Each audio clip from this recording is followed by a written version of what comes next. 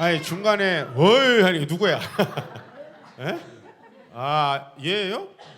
오, 이 등치가 이게 크지 않은데도 이렇게 깊은 소리가 나네요.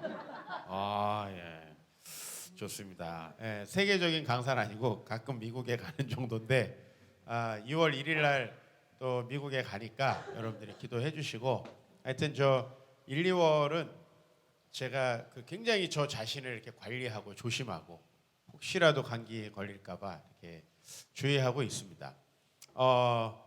지지난주 목요일에 감기가 살짝 올라 그러는 거예요. 그래서 아침에 나가서 이제 말씀을 준비하다가 점심 때 집에 들어가가지고 좀 따뜻한 매트를 켜놓고 누워 있었어요. 근데 저희 어머니께서 오셔가지고 방문을 이렇게 열어보는 거예요. 그래서 웬일로 집에 오셨나? 참고적으로 이제 저희 어머니는 동생 집에서 같이 사세요. 네, 동생이 훨씬 효자라서 또 저는 이제 불편하잖아요. 네, 엄마인데도 불편해합니다 저를. 네. 그래서 엄마 이렇게 다른 집에 사시다가 가끔 이제 저희 집에 좀 필요하시면 오시는데 오시면서 닭발을 사오셨다는 거예요. 닭발. 닭발로 말하면은 좀 저에게는 추억의 음식입니다. 제가 만약에 우리 어머님이 이제 천국에 가시면은 제일 그리울 게 뭐냐 하면 전 닭발이에요. 왜 그런가 하면 저희 어머님은 저를 굉장히 사랑하시고 뭐 누구나 다 그렇겠지만 근데 그 사랑의 표현으로 저희 이제 어저께 저희 아버지는 저에게 일주일에 한 번씩 군대에 있을 때 편지를 써주시고 토요일 한 달에 한 번씩 토요일 어려운 시간 내셔가지고 오셨다가 가셨다. 제가 그 말씀 드렸잖아요. 매달. 저희 어머니는 이제 어렸을 때 너무 경제적으로 어려웠어요. 그래서 때로는 우리 목회하시는 아버지와 다투시기도 하고 너무 경제적으로 어려운데 자식들에게 뭐 먹이고 싶고 그런데 이제 결혼해서 저를 가질 때부터 못 먹였다. 제가 아프고 힘들어하면은 항상 저를 가지고 못 먹어서 그렇다고. 여러분 저를 봤을 때 못 먹는 것 같진 않죠? 네, 그런지 아는데 저희 어머니는 하여튼 그러세요. 근데 이제 그게 사연이 있는데 어쨌든 저는 어렸을 때 집에서 한 번도 고기 반찬을 먹어본 적이 없어요.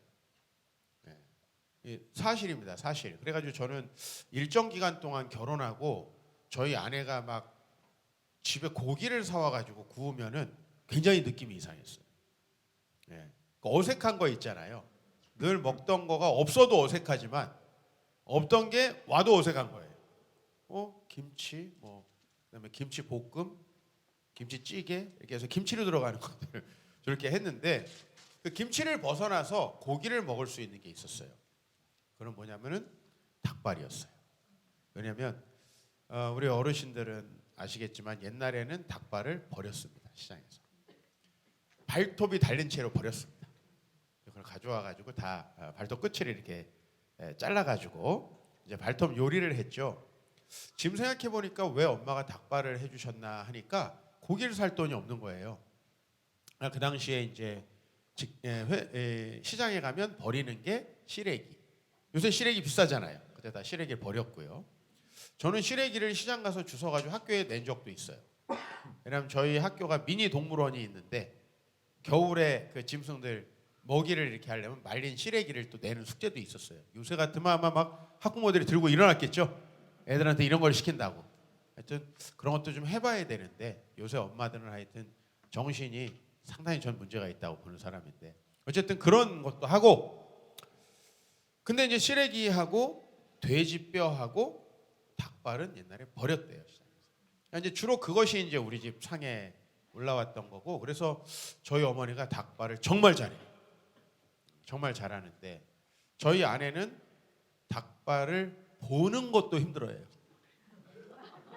우리 엄마가 요리를 해놓고 가면 뚜껑 자체를 열어보지 않아요. 나는 족발을 먹으면서 닭발을 왜 안 먹는지 도대체 이해가 안 돼요. 제가 이해 못하는 것들이 좀 많이 있습니다. 곱창은 먹으면서 순댓국은 왜 안 먹는지 제가 우리 서울에 있는 그 여자한테 얘기하는 겁니다. 그래서 하여튼 저희 어머니가 본인의 사랑의 표현이었던 거예요. 한 번도 저한테 내가 얼마나 너를 사랑하는지 아냐 이런 말씀 하신 적은 없지만은 예? 지금은 이제 70대 벌써 이제 후반이 되셔가지고 몸이 힘드시죠.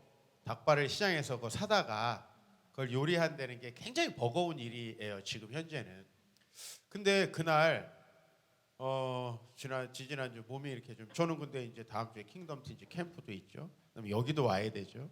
중간중간에 다른 교회도 계속 가고 우리 교회 사역도 하고 지금 주일 밤에 제자 훈련도 하고 있어가지고 아주 그냥 주일날 하루 종일 제가 녹초가 되는 지금 기간인데 이 몸이 아프면 안 되는데 하는데 닭발 냄새가 싹 나면서 식욕이 도는 거예요. 그래가지고 어머니가 그걸 해놓으신 거를 나가가지고 엄청나게 먹었어요. 땀이 뻘뻘 나면서. 그랬더니 감기가 도망갔어요. 이게 사랑이라는 게 뭘까라는 생각을 해봐요. 왜 우리 어머니는 닭발일까? 제가 왜 그 닭발을 그렇게 좋아하게 됐고 또 어머니가 혹시 떠나신다면 닭발 때문에 가시면 안 된다고 제가 할 수는 없지만은 그 정도로 저에게는 이제 추억의 음식이 됐냐면 돈은 없는데 아이한테 뭔가 먹이고 싶을 때 그 최선의 선택이 이제 그 닭발이었던 거죠. 그래서 시장에서는 시장이래. 그 음식점에서는 닭발을 한 번도 먹어본 적이 없어요. 뭐 굳이 다른 것도 많은데 제가 뭐 가가지고 아줌마가 한 닭발을 먹을 일이 뭐가 있어요. 그렇죠? 저는 뭐 밖에서 외식하는 것도 별로 안 좋아하지만 근데 어쨌든 어머니의 닭발 제가 그래서 아주 그거를 열심히 먹어가지고 우리 저희 집에서는 저하고 재현이만 먹어요. 6명 중에서 2명만 먹는데 우리가 열심히 먹었더니 또 지난주에 제가 토요일인가 금요일인가 와가지고 또 해놓으셨어요. 또 열심히 먹고 이렇게 힘을 내서 왔습니다. 사랑이라는 거에 대해서 조금 우리가 교회에서는 경직돼 있죠. 사랑하면 손 들고 찬양하고 경배하고 손 들고 찬양하고 경배하는 게 옆에 있는 남편을 사랑하는 것보다 한 100배는 쉽습니다. 그렇죠? 우리가 사람을 사랑한다는 건 사실 굉장히 어려운 일이고요.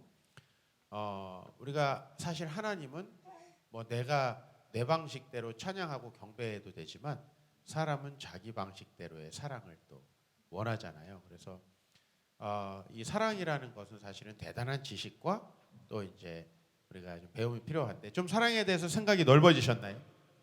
예? 넓어지셨나요? 네, 오늘은 어제는 굉장히 이제 따뜻한 우리가 좀 그 작품을 했다면은 오늘은 요한복음 우리 14장 6절을 통해서 조금 슬프고 또 이렇게 가슴 아픈 그런 이야기를 좀 한번 해보려고 합니다. 여러분이 그 죄인이라는 것을 인정하세요? 네. 여러분이 이제 죄인이라는 것은 무슨 뜻인가 하면은 여러분이 특별히 성령 충만하지 않는 한은 항상 이상한 짓을 한다는 뜻이에요. 네? 그러니까 그게 정상적인 거다. 저는 어렸을 때 정말 뭐 싸우고 다투고 막 집에 난리가 나는 게 이상한 일이라고 생각을 했어요.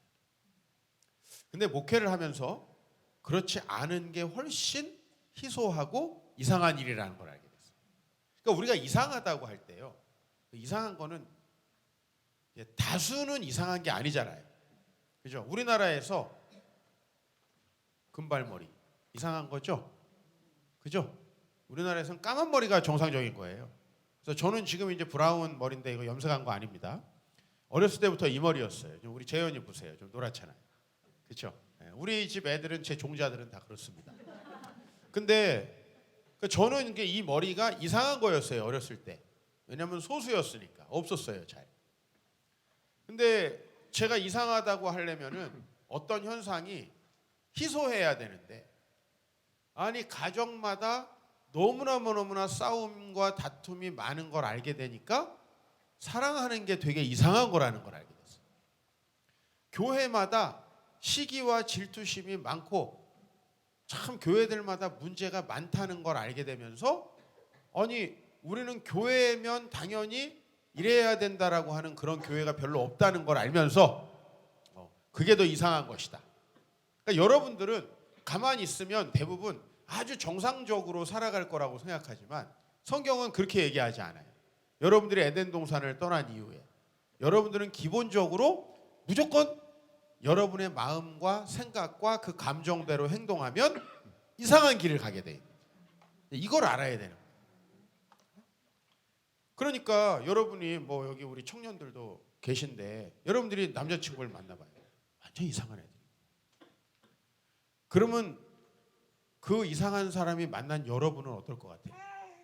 완전 이상한 사람이라. 네? 맞대잖아 우리. 그죠? 아기가 맞대잖아요. 네? 그러니까 우리가 그 부분에서부터 출발해야 된다는 거예요. 내가 예를 들면 상처를 받았어요.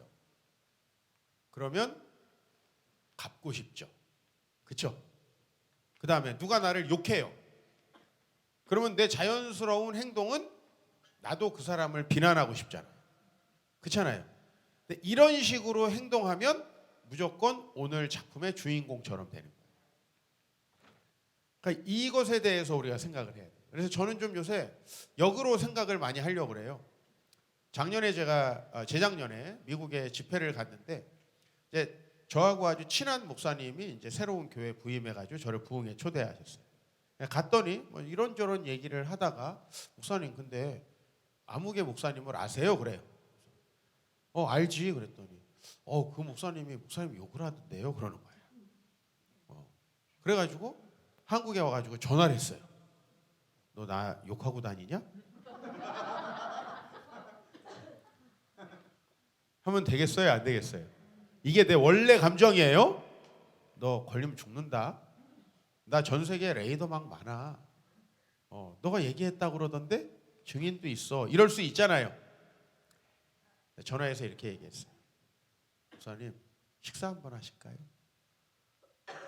그래서 불러다가 밥을 사주고 새로 나온 책을 선물을 줬어요. 그랬더니 욕한다는 얘기가 요새 안 들리더라고요. 이해가 되세요? 그러니까 내 정상적인 감정과 반응대로 행동하면 무조건 우리는 비성경적으로 살 수밖에 없어요. 그러니까 이제 요즘 저는 어떻게 그렇게 안 할까? 화가 나는 때가 있어요, 없어요? 있죠? 어떻게 안 할까? 여러분, 누가 차를 껴들었어요. 화가 나가지고 나도 껴들면 어떻게 돼요? 그날 난리가 나는 거예요. 그렇죠? 어떻게 안 그럴 수 있을까? 그러니까 우리에게 드는 감정과 생각대로 어떻게 안 할 수 있을까를 생각합니다. 여러분, 하나님 앞에 뭔가 드리려고 막 예배 시간에 이제 헌금을 작정했어요. 막상 드리려고 그러면은 아까워요, 안 아까워요? 안 아까우면 내일 다 가져오시면 돼. 제가 그래서 기도해드리고 우리 목사님 재정으로 다 집어넣어 드릴게요. 근데 그런 우리의 감정과 생각들은 병들어 있고 잘못된 것이다. 성경 그걸 얘기하는 거예요. 오늘 여기 이렇게 말씀이 나와요. 예수께서 이르시되 내가 곧 길이요 진리요 생명이다. 반대로 말하면 우리가 주님이 없다면 우리는 길을 잃어버리고 거짓을 따라가게 돼 있고 사실은 사망의 상태로 살아가는 것이다라고 얘기를 하는 거예요.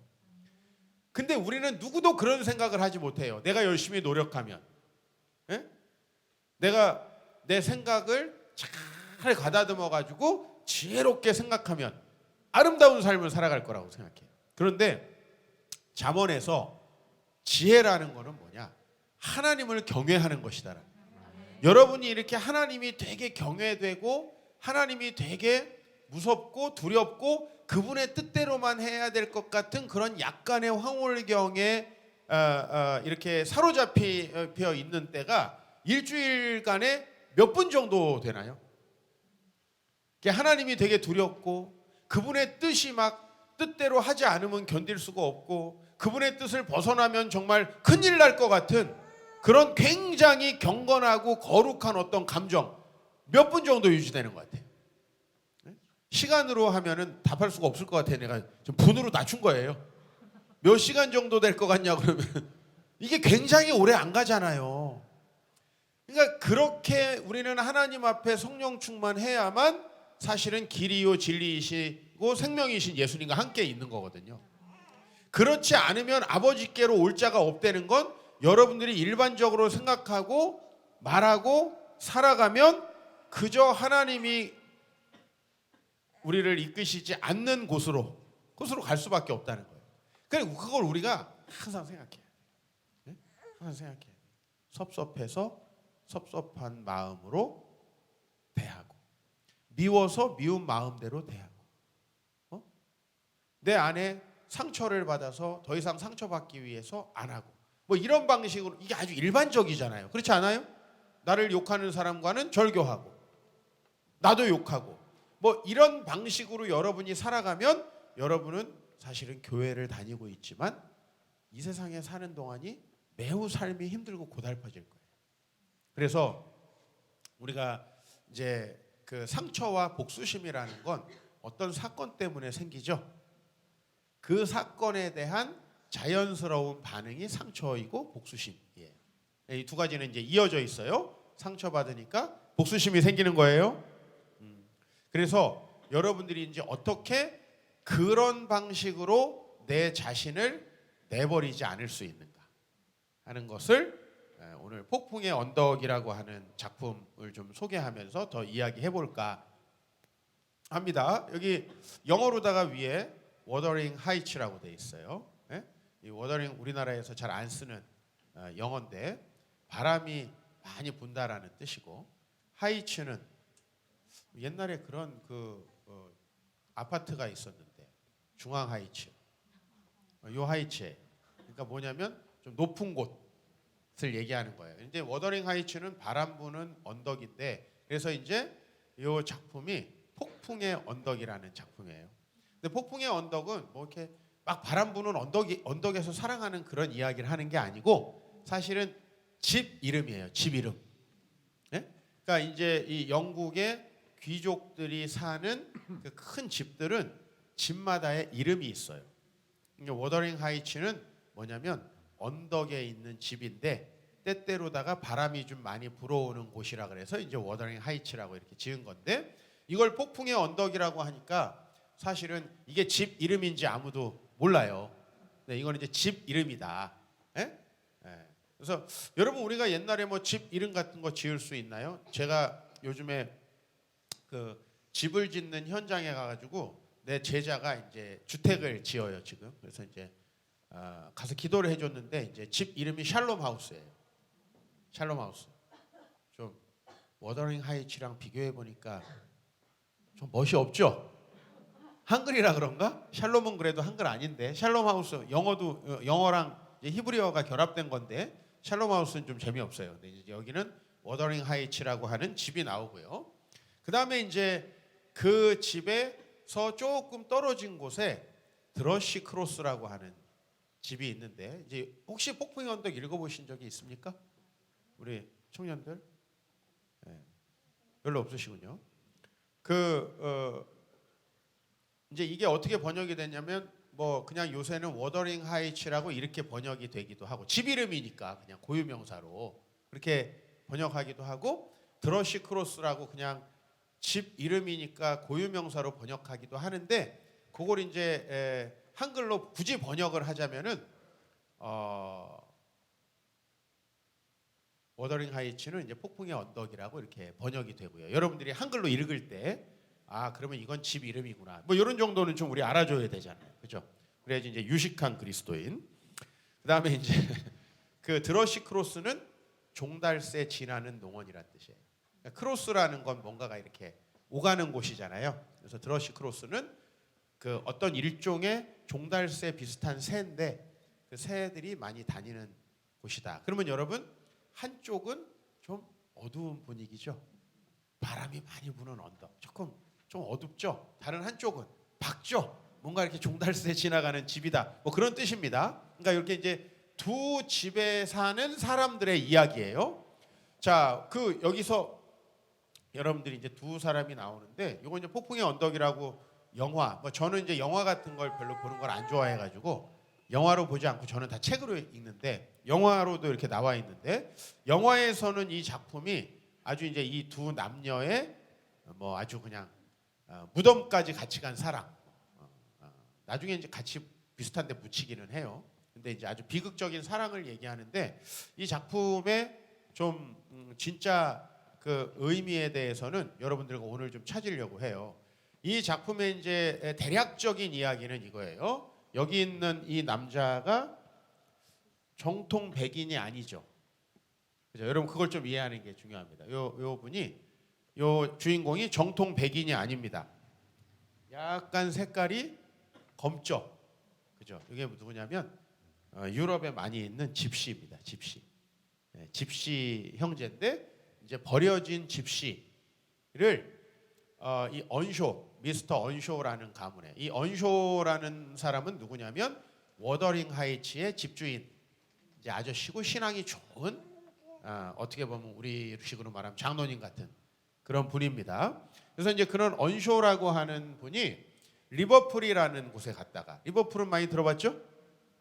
축구팀 그죠? 예, 축구팀 이름이죠. 예, 그리고 리버풀이라는 지역이 있죠. 영국의 이제 동쪽에 서쪽으로 가면은 우리식으로 말하면 인천 정도, 우리 남북한으로 하면 인천 정도 영국에 해당하는 리버풀이라는 도시가 있습니다. 거기에서 이제 이 버려진 집시 아이를 보고요.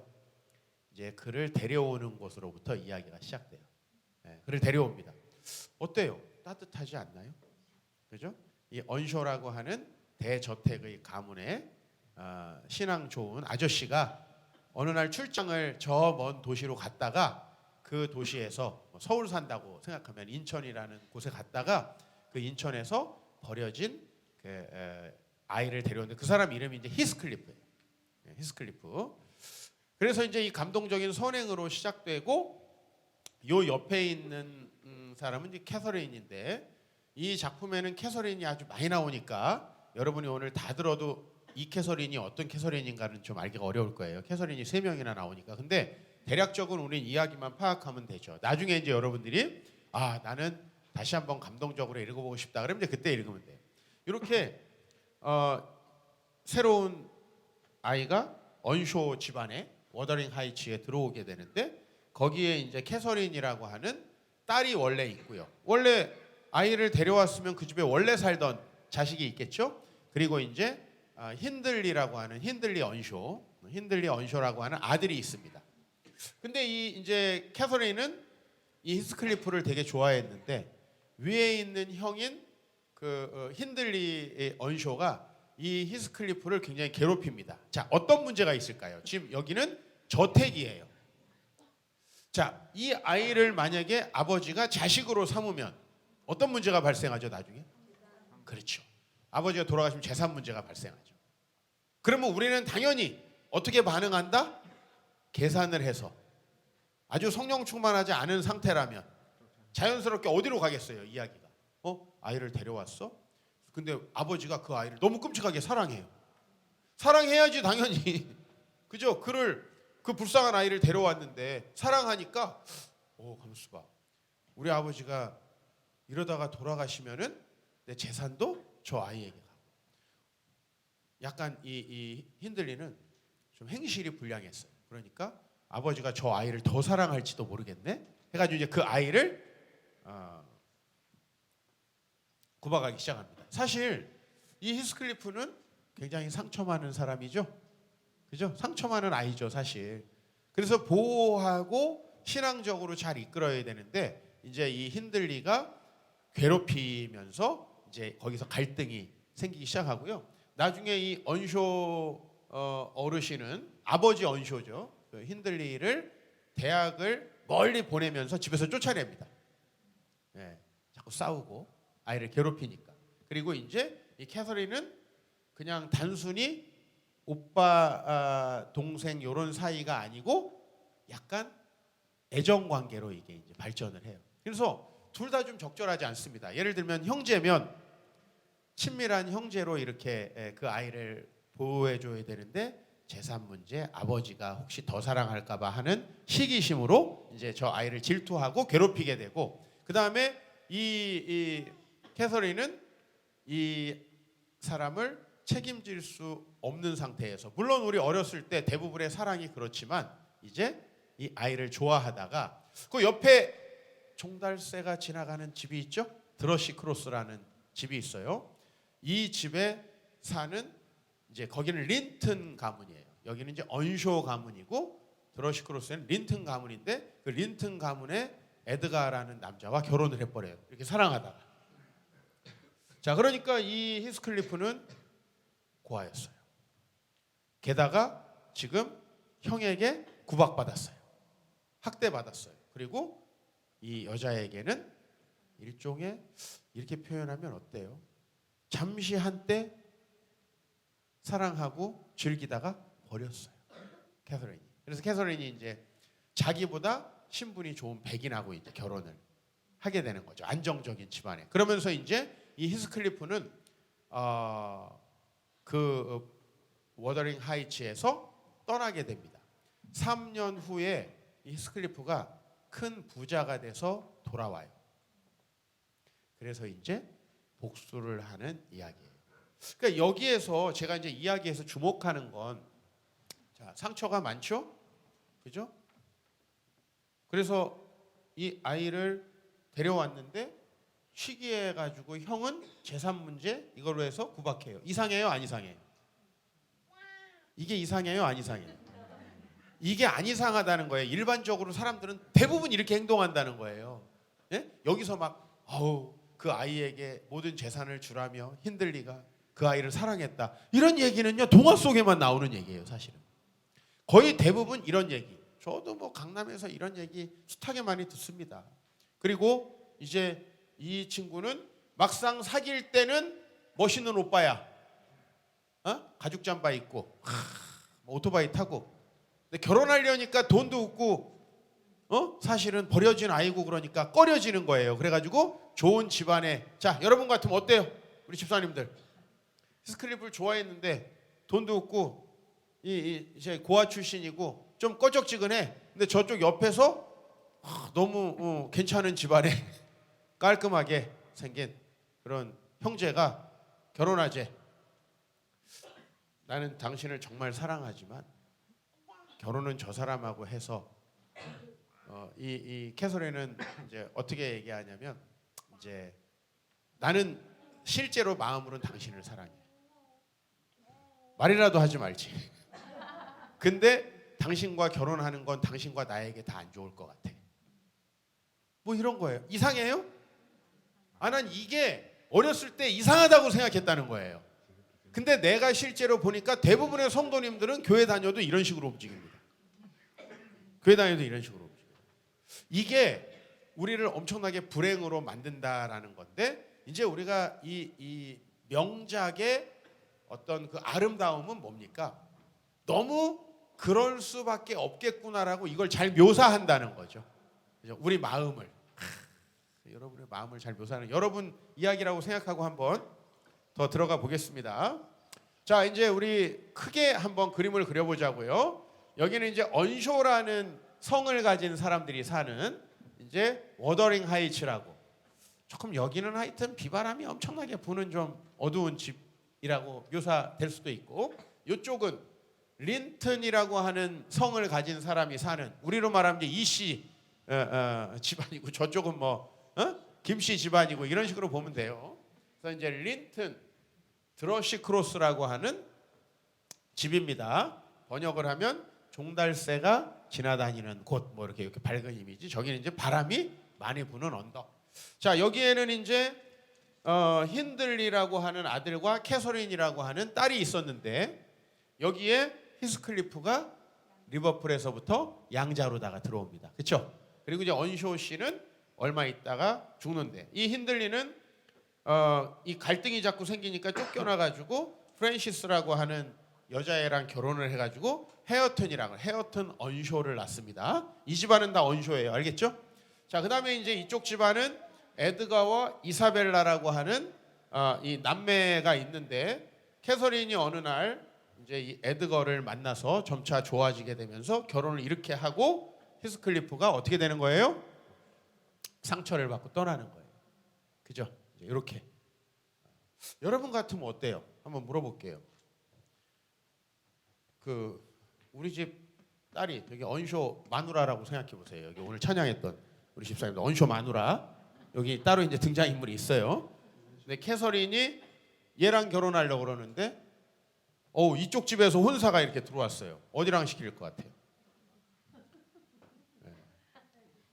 네, 이렇게 따져보면 이 소설이 얼마나 현실성이 있는지, 그리고 그 현실을 따라가다 보면 이게 얼마나 파멸적인지. 그러니까 여러분들은 성령 충만하지 않고 예수가 길이요 진리요 생명이라는 걸 안 믿어도 큰 문제가 안 생길 거라고 생각해요. 우리 청소년들, 청년들, 내가 생각한 대로 내 맘대로 이렇게 사람 만나고 전공하고 열심히 하다 보면 인생이 될 거라고 생각하지만 안 된다는 사실을 꼭 기억해야 돼요. 이게 여러분을 저주하는 게 아니고, 인간은 하나님을 벗어나 있으면 무조건 자기의 생각과 욕망대로 이렇게 움직이게 돼 있고요. 그건 절대 사랑하고는 거리가 굉장히 멀게 돼 있죠. 이 작품 안에는 사랑 이야기가 많이 나오는데 그 사랑은 전부 다 거짓된 사랑이고 점점 파멸로 이끌어가는 사랑이에요. 자, 그래서 이제 이렇게 된 상황에서 나중에 캐서린과 에드거가 결혼을 해가지고 이제 여기서 다시 또 린튼이라는 아이가 나옵니다. 그리고 히스클리프가 나중에 돌아왔을 때 돈이 많고 괜찮아 보였는지 이사벨라가 히스클리프를 저 사람 저렇게 부자니까 나를 아마 공주와 같은 사람으로 만들어줄 수도 있어. 그렇게 해가지고 히스클리프를 좋아하는 느낌을 주니까 히스클리프가 집안을 파멸시키기 위해서 이사벨라를 좋아하는 척합니다. 뭐 이런 거예요, 전부 다 지금 사랑이라는 게. 근데 굉장히 개연성이 있어요. 자, 언쇼가에 이제 함께 살게 된 히스클리프. 이 언쇼는 버려진 집시 아이 히스클리프를 데려다가 정성과 사랑으로 키웠습니다. 그리고 근데 아들 힌들리는 아버지의 사랑을 받는 히스클리프가 질투심이 생겨요. 그럴 것 같아요, 안 그럴 것 같아요? 저도 사실 이 비슷한 상황을 겪으면서 이제 그 저희 삼남매 아이들이 과연 건강한 아이인가 상담을 다 받아요. 그 아이들과는 문제가 없을까? 이런 거. 그리고 이제 지금 사람들이 이제 주목하는 거는 원 가족과 또 새로운 가족이 잘 화합할 수 있는가, 이런 것도 되게 중요한 문제잖아요. 근데 여러분 대체로는 안 그렇겠죠? 대체로는 안 그렇겠죠? 히스클리프를 싫어하고 학대와 구박을 합니다. 딸 캐서린은 그 히스클리프의 자유분방함이 좋아서 동질감을 느끼며 아주 친밀함을 느끼게 돼요. 그랬을 때 이 외로운 형제 히스클리프는 캐서린에게 굉장히 깊은 애정을 느끼지 않겠습니까? 그렇죠? 네. 촘촘하죠? 하나도 이상한 게 없습니다. 네. 자, 그런데 이제 이 두 사람이 그래서 히스클리프와 캐서린인데 사랑의 관계로 발전하는데 어느 날 캐서린이 이 드러시 크로스라고 하는 저택의 근처에서 개에게 물려요. 우연한 사건이 일어나는 거죠. 개에게 물려가지고 린튼과 집안에서 이제 걸어 다닐 수 있을 때까지 치료를 받는 거예요. 그러면서 히스클리프만 만나고 이제 지내다가 새로운 분위기의 어떤 집안에서 에드가를 만나게 되는 거죠. 그죠? 그러면서 에드가와 가까워집니다. 그래서 관계에 갈등이 생기고 결국은 나중에 이 에드가와 캐서린이 결혼을 하게 되는데 그 근거는 뭐냐면, 여기 이제 영화의 장면에서 우리 간사님이 아주 좋은 장면을 뽑아왔는데, 너 캐서린이 얘기하는 거예요. 내가 이 에드가라는 사람 변호사예요. 네, 변호사. 그러니까 린튼 부인이 되면, 에드가 린튼이니까 린튼 부인이 되는 거죠. 린튼 부인이 되면 너의 출세도 도와줄 수 있어, 그 돈으로. 난 널 사랑하는 거야. 사랑하는데 너랑 결혼해서가 아니로 저 괜찮은 남자랑 결혼해가지고 그 사람의 돈으로 너 출세에도 도와줄 수 있어. 그 다음에 너 힌들리 오빠 때문에 너무 힘들었잖아. 힌들리 오빠의 손에서도 벗어나게 해줄 수 있어. 그랬더니 이제 이 사람은, 내가 언제 너 남편의 돈으로 날 구해달라고 했어? 그죠? 사실 이 모든 게 납득이 됩니까? 어떻게 보면 더 안정적인 결혼을 하기 위한 구실 아닐까요? 그죠? 그래가지고 이제 여기서 히스클리프가 엄청나게 크게 상처를 받습니다. 근데 여러분의 입장에서 생각을 해보면 또 이 결혼이 이해가 돼요, 안 돼요? 그렇죠? 다 이해가 되는 거예요. 예. 실제로 우리들의 주변에서 이런 일이 일어나면 전부 다 야, 그래도 히스클리프는 아니지. 잊어라. 야, 결혼은 다른 거야. 현실적인 거야. 이런 얘기 하지 않겠어요? 너무 당연한 거예요. 이 세계가. 이 교회 권사님들의 세계는 더 합니다, 이게. 교회 권사님들의 세계는. 저도 그 결혼할 제가 즈음에 굉장히 큰 교회를 다녔는데 우리 와이프를 만나는 거에 대해서 의아하게 생각하는 사람이 많았어요. 우리 와이프는 아버지도 안 계시고 장로님도 아니고 아주 가난한 여전도사님 혼자서 딸 둘을 키운 집안이에요. 돈도 하나도 없어요. 그러니까 주변 사람들은 왜 그 사람과 만나느냐. 그래서 제가 사랑을 지켰다는 거 아닙니까? 그래서 이제 우리 아들들이 나온 거예요. 우리 아들은 맨날 왜 결혼했냐 그러니까 내가 좀 억울합니다. 도대체 왜 그런 선택을 했냐. 제가 앞으로 더 잘하겠습니다. 어쨌든 히스클리프는 오빠의 형에게도 상처를 받고 딸에게도 상처를 받고 그죠? 여동생에게도 상처를 받고 떠납니다. 자, 이거를 또 이제 이따가 가정을 좀 해볼게요. 그래서 이제 3년 후에 돌아왔는데 이미 이제 캐서린과 린트는 결혼한 상태였는데 히스클리프가 떠난 다음에 캐서린은 아유 이런 거죠. 남편도 있고 연인도 옆에 있어주길 바란 거예요. 여자들 왜 그래요? 여자들 왜 그러는 거예요? 참 그런 사람들이 있더라고요. 뭐 예를 들면 저도 뭐 옛날에 그 만났던 여자애가 생각이 나는데 갑자기 녹화되고 있습니다. 예, 예. 아 그런가요? 예. 아니 그냥 오빠로만 지냈으면 좋겠대요. 뭐 어쩌라는 거야. 그죠?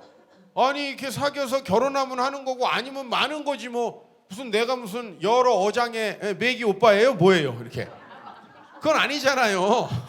아니 그런 식으로 사실은 이거 얻다가 그냥 좀 관계를 안 하고 지내기도 그렇고 옆에 있으면서 내 생일도 챙겨주고 뭐 가끔 이렇게 남자친구 갈아탈 때 중간 기간에 좀 영화도 같이 봐주고 뭐 여자들 그런 거 아니에요? 네, 우리 집사님들은 아니겠죠? 괜히 제가 잠깐 흥분했습니다. 네. 자, 3년 후에 돌아와가지고 이제 이 에드거와 처음에는 캐서린이 이제 히스클리프가 떠나니까 정신착란 증세까지 보였지만은 이제 변호사가 아니고 판사 에드거와 결혼해서 나는 행복한 삶을 살고 있었는데 이제 돌아온 히스클리프는 그러면 이런 가정을 한번 해봐요. 신앙으로 과거의 모든 상처를 요셉처럼 극복하고, 예? 정말 이제 이 나에게 주신 하나님의 물질적 축복 부자가 돼갖고 왔어요. 그걸 가지고 나도 나름대로 건강하게 좋은 영향을 미치면서 교회 다니자. 이랬으면 얼마나 좋아요. 근데 어렸을 때부터 나를 힘들게 한 이 세상 내가 복수하리라. 이 마음을 가지고 이제 워더링 하이츠로 돌아와요.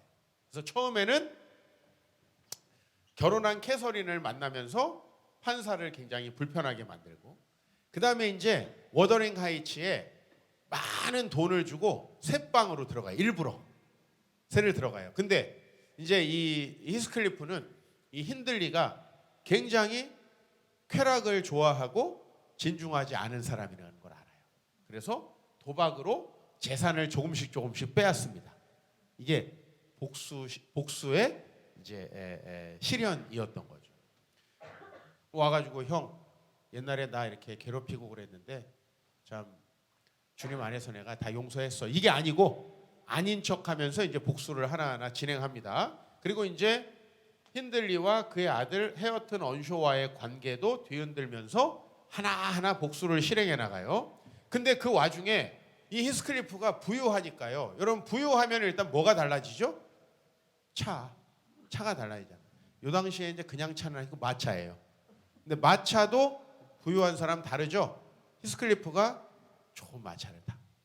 그럴싸하게 하고 이제 오니까 거기에 또 골빈 자매들 여기에도 있지 않을까 내가 싶은데 이 골빈 자매들이 멋있다. 저 남자와 저 정도의 재산이라면 나도 뭔가 떵떵거리면서 동창회 가가지고 밍크 코트 입고 자랑할 수 있지 않을까. 이렇게 하면서 이 이제 속빈 이 이사벨라가 히스클리프를 좋아합니다. 그랬을 때, 야 이제 히스클리프는 너무 잘 된 거죠. 아 지금 이 양쪽 집안을 다 망가뜨려야 되잖아요. 캐서린과 린튼, 에드거 린튼 여기를 망가뜨려야 되니까 그 언쇼시 자기를 이제 가정으로 데려왔던 사람은 죽었지만 그 아들을 점점 이제 파멸로 이끄는 거예요. 술도 권하고 도박에도 끌어들이면서 점점 이제 망하게 하고 이쪽은 어이구 골빈 여자가 하나 있네요. 그죠? 돈 보고 이제 달려드는 그래가지고 이사벨라를 좋아하는 척 해가지고 홀딱 반하게 만듭니다. 그래서 이용합니다. 자 그리고 이제 그래서 이제 어떻게 됐습니까? 히스클리프와 이사벨라 사이에 이제 린튼 히스클리프가 태어나는 거예요. 그죠? 이름이 린튼이고 아까 린튼은 이제 성이 린튼인 거죠. 이제 성은 히스클리프 아빠 걸 따라가는 거죠. 에드거와 캐서린 사이에는 캐서린 린튼이 태어나요. 헷갈리죠? 그러니까 엄마도 캐서린이고 여기도 캐서린이에요. 이런 경우가 많아요 옛날에는. 그냥 엄마도 개똥이 아빠도 개똥이 이렇게 뭐 딸도 개똥이 뭐 다 말숙이 뭐 이렇게 다 하는 거예요. 그래서 캐서린 린튼이에요. 자 그래서 이제 이 이사벨라와 캐서린은 죽어요. 죽고 그 다음에 이제 이 두 아이가 남는데 자 히스클리프가 이제 아까 전에 힌들리를 점점 망하게 하죠. 망하게 하면서 그 저택을 손에 넣습니다.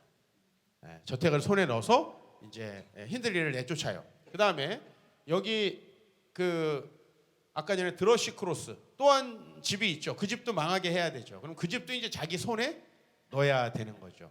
그 넣는 방법으로 자 이제 에드거와 캐서린이 만약에 죽으면 캐서린 죽었으니까 캐서린 린튼에게 재산이 돌아가요. 네? 린튼에게. 그럼 어떻게 하면 되겠어요? 이렇게 결혼을 시킵니다. 결혼을 시켜서 자기 아들이 이제 모든 거를 상속하게 그리고 이렇게 결혼을 해가지고 얘 이름을 이제 캐서린 히스클리프로 바꾸는 거죠. 요거 외국 사람들은 성 바뀌는 거 아시죠? 캐서린 히스클리프로 성을 바꿔버리면 이 사람이 죽으면 이쪽 재산이 전부 다 히스클리프의 손에 들어오게 되죠. 이런 이제 사랑을 이용하고 결혼을 이용하고 해가지고 온갖 종류의 이제 복수를 하게 만듭니다. 그러면서 이제 이 복수의 이 양쪽 집안을 다 차지하고 그러면 이 집안의 밑에 남은 아이가 하나 있죠. 누구죠? 헤어튼 언쇼라고 그죠? 그 손주 그 아이를 자기가 어렸을 때 헤어튼 언쇼의 아버지 힌들리가 구박하고 일시키고 막 밖에서 농장에서 허름한 일 시켰던 것처럼 그를 가르치지 않고 노예처럼 부려요. 복수하는 거예요. 자기가 당했던 취급을 그 아이한테 하게 하죠. 이거 당연하잖아요. 자기가 당했으니까 아들에게 복수하는 거예요. 그 다음에 이제 이 에드가를 파멸시키려고 이 캐서린과 린튼 아까 전에 하나 앞에 요 둘을 계속 만나게 해서 서로 가깝게 한 다음에 결혼을 하게 하고요. 그 다음에 그 결혼하게 하는 건 또 이게 있었어요. 이 자기 아들이 되게 병약했기 때문에 이 아들이 죽었을 경우에 캐서린이 자기 집안 사람이어야 재산을 가질 수 있으니까. 그래서 온갖 계략을 짜가지고 그 재산을 다 차지합니다. 자, 이제 두 사람만 남아요. 워더링 하이츠의 헤어튼, 그죠? 그다음에 여기는 캐서린. 근데 캐서린인데 캐서린의 딸이죠, 그죠? 자기를 좋아했던 캐서린의 딸 이렇게 두 사람만이 남습니다. 자, 그래서 두 사람을 노예처럼 부립니다. 그래서 이제 모든 복수가 다 이루어졌다. 앞으로 내가 당한 것 그 이상으로 저 헤어튼을 망가뜨려야지. 자, 여기까지 이해가 되죠? 그러면 복수가 완벽하게 성공했나? 여러분 세상에 복수가 성공하는 경우는 단 한 번도 없다는 사실이야. 근데 어떻게 이 복수가 실패하는가? 자, 이 헤어튼과 캐서린은 이제 둘 다 허드렛 일을 하면서 히스클리프의 종처럼 살아요. 근데 둘이 이렇게 다정하게 서로를 도우면서 사랑하면서 그 어려운 일, 글도 안 가르치고 험한 원래는 귀족 자제들이잖아요. 근데 히스클리프가 완전히 지배해가지고 노예처럼 만드는데 이 아이들이요 너무나 다정하게 서로를 사랑하는 거예요. 서로를 도와주는 거예요. 근데 어느 날 이 히스클리프가 교육도 받지 못하고 학대당하고 노예처럼 살아가는 헤어튼과 그 다음에 자유분방하면서 밝은 캐서린이 이렇게 사랑하는 모습을 보니까 어렸을 때 남들에게 사랑을 인정받지 못했던 자신과 캐서린, 그 깨졌던 자기의 사랑의 모습이 거기서 떠오르는 거예요. 그러면서 이 아이들을 파멸시키려고 했었는데 이건 곧 누구를 파멸시키는 거죠? 자기를 파멸시키는 것처럼 느껴지는 거예요. 그래서 어느 날 내가 왜 이런 짓을 하고 있지? 내가 나를 복수하고 있네? 라고 하게 되는 거예요. 왜냐하면 내가 불쌍한 처지에 있었는데 높은 위치에 올라가서 그 사람을 불쌍하게 여기면 그 사람은 곧 누군가요? 나죠. 그 사람은 곧 내가 되는 거예요. 그러니까 여러분들이 힘이 없을 때 고생해서 힘이 생겨서 힘이 약한 사람을 괴롭혀야지 그 사람 사실 나를 괴롭히는 거예요. 그러니까 정신적으로 갑자기 이제 공황 상태가 오는 거죠. 그때부터 이제 히스클리프는 계속 정신을 혼미하게 하고 왜인지 모르는 밥도 잘 먹지 않고 집 밖을 나갔다 들어왔다 하다가 어느 날 자신과 캐서린이 어렸을 때 쓰던 방에서 이제 정신을 잃고 죽고 말아요. 그 드리고 싶은 말씀은 이거예요. 그러니까 우리의 삶에는 때로 상처와 아픔들이 있을 수밖에 없는 사건들이 벌어집니다. 왜? 인간은 죄인이니까. 제가 앞에 얘기했지만 자기보다 더 사랑을 받는 그 형제, 그 주워온 아이, 그 아이를 누가 더 사랑할 수 있겠어요? 그러니까 그걸 이해하지 못하고 또 자기가 한때 사랑한다고 막 해서 자기 옆에 두고 늘 자기 외로움을 달랬지만 정작 더 좋은 사람이 나타났을 때 그 사람으로 바꿔버리는 그런 이제 그런 얄팍한 사랑. 또 이사벨라는 왜 당하게 되나요? 저 사람의 부유함과 저 사람의 그 재산과 조건이라면 나를 신데렐라로 만들어줄 수 있어. 그렇게 움직이다 보니까 모두가 파멸이 되는 거죠. 모두가 파멸. 그러니까 여러분들 이 파멸이라는 거, 인생이 망가지는 거는 절대 이상한 일이 아니다. 우리는 그 어렸을 때는 참 괜찮았는데 왜 그럴까? 어렸을 때는 이렇게까지 갈 일이 없으니까. 결혼 안 한 상태에서 이혼할 수 있어요? 부자가 아닌데 망할 수 있어요? 그러니까 안 망하는 거예요. 아무것도 없으니까. 근데 우리가 뭔가를 갖게 되고 소유하게 되면은 우리가 만약에 하나님의 뜻에 따라 움직이지 않으면 반드시 그렇게 된다. 목회하면서 여러분 제가 항상 좋은 일이 있겠어요? 그러면 제가 어렵고 힘든 일이 있을 때 그거에 대한 상처와 아픔으로 반응하면 어떻게 될까요? 그건 저도 파멸이 된다는 거예요. 네. 그러니까 여러분들이 성령 충만하고 하나님의 사랑으로 여러분이 일상적으로 하지 않을 것 같은 일을 어떻게 할 수 있을까라고 하는 부분이죠. 그 부분에 대해서 생각해 보는 거죠. 먼저 이제 우리 읽어보겠습니다. 1번 하나님 사랑, 이웃 사랑이 없는 세상은 모두가 파멸에 이른다는 거예요. 근데 하나님 사랑, 이웃 사랑이 우리의 평소의 마인드로 되나요? 안 되나요? 안 된다는 거예요. 제가 아까 얘기했지만 너무나 뛰어나고 정말 우리가 영적으로 충만한 상태가 아니면 절대로 우리는 그런 하나님 사랑, 이웃 사랑 못 하잖아요. 그렇죠? 어제 제가 뭐라고 말씀드렸어요? 내 뭔가를 채우기 위한 도구로 상대방을 사용하게 되는 거죠. 아까 이사벨라도 마찬가지였고 캐서린도 마찬가지였고 모든 사람이 그렇게 히스클리프를 이용했죠. 그렇죠? 그러니까 이 이야기는 사랑이 많은 신앙인 언쇼의 정말 아름다운 선행으로 시작을 하잖아요. 선행으로 시작했는데도 불구하고 이 인간의 악행이 뭐 어떤 사람들은 그래요. 아이고 뭐 부모님이 잘하면 다 잘하겠지. 아니에요. 자식은 자식대로 성령 충만해야 돼요. 부모님 잘한다고 반드시 잘하는 게 아닙니다. 언쇼의 아들 힌들리는 아버지의 사랑을 이해하지 못해요. 그렇죠?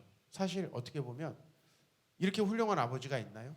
그러니까 저런 아버지의 정신을 본받아서 나도 참 주님 사랑하고 살았으면 좋겠다. 이랬으면 얼마나 좋았을까요? 그런데 힌들리의 폭력성과 포악한 인격, 아버지의 재산에 대한 욕심, 그죠? 이런 것들은 반드시 파멸로 이끈다는 거예요. 근데 저게 너무 당연한 거라는 거예요. 예? 아버지 재산도 아이고 동생과 나눠야지. 저렇게 어려운 운명을 타고난 아이가 있는데 내가 내 재산 못 나눠줄까? 이렇게 되려면은 보통 성령 충만하지 않으면 안 된다. 보통 성령 충만하지. 그리고 히스클리프에게 유일한 위안이었던 캐서린. 그러나 사실은 캐서린은 히스클리프를 사랑한 게 아닙니다. 그죠? 사랑은요, 사랑한다고 말해서 사랑하는 게 아니고 끝까지 책임지는 사람이 사랑하는 거예요. 그러니까는 말이 중요한 게 아니라는 거죠. 네, 말. 그러나 사실 우리가 미성숙할수록 말이 훨씬 더 중요하게 여겨지는 거죠. 자, 우리 복수와 파멸을 완성시킨 마지막 원인은 그러나 우리가 누구라고 봐야 돼요?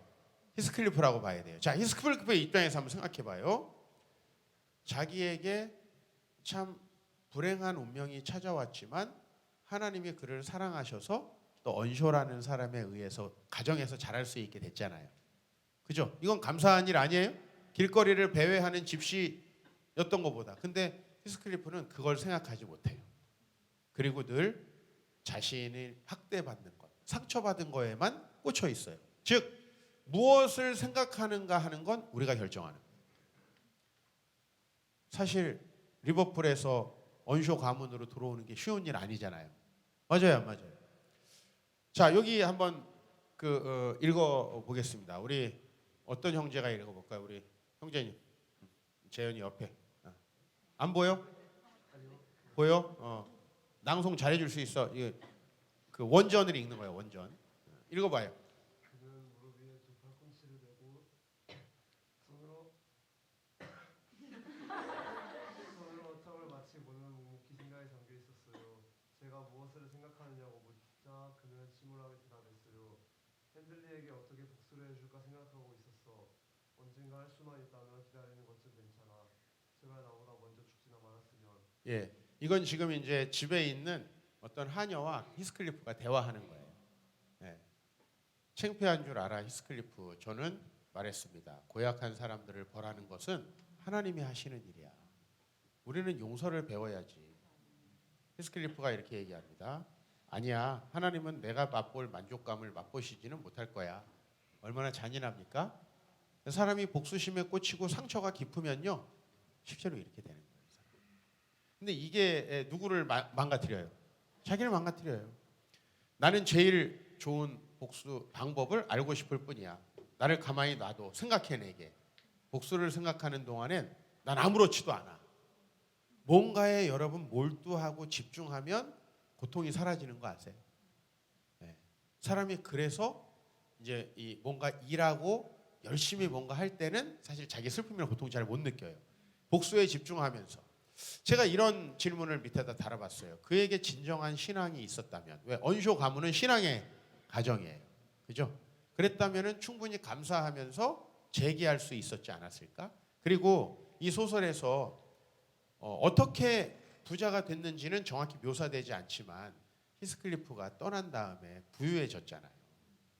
그죠? 얼마나 감사해요. 그러니까 적어도 다른 삶을 살아갈 기회들이 중간에 많았다는 거예요. 여러분들이 어떤 상처받는 환경에 있었어도 사실은요 그것에서 벗어나서 다른 삶을 살 수 있는 기회들이 얼마든지 있어요. 지금 저희 교회에도 위태위태한 친구들이 있습니다. 어렸을 때부터 집에서 학대 많이 받고 또 사회생활에서 실패 많이 해서 힘들지만 지금 적어도 저희 공동체는 그 친구를 품으려고 엄청나게 노력을 하고 있어요. 그 친구가 힘들다 그러면 함께 밥 먹어주고 상담하고 어떻게든 조언하면서 함께 하려고. 사실 긍정적인 측면으로 보면 그런 공동체를 주신 하나님이 얼마나 감사합니까? 그런데 이제 우리가 영적으로 망가진다고 하는 건 내가 성령 충만하지 않을 때 드는 생각으로 움직인다는 거예요. 성령 충만하지 않을 때.